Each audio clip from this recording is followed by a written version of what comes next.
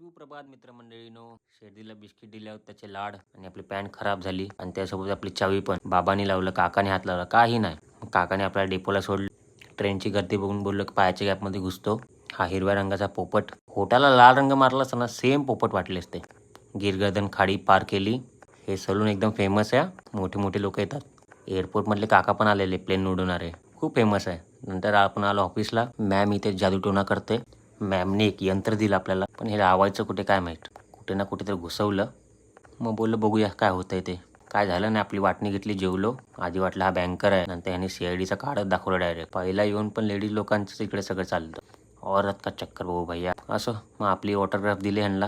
Legally सगळं काम झालं. आला फॉरेनर पण आले. घाईघाईमध्ये चाललेलो मंदिरात. भावाला बोललो मला घ्यायला, हा इकडे भाजीपाला नीट कर. पनीर घेतलं. मला आज दर्शन होतंय का नाही, 9:30 वाजता. शेवटी बाबांनी आपल्याला दर्शन दिलं. शेवटचा प्रसाद आपल्याला भेटला आणि टोप नेलं. धन्यवाद.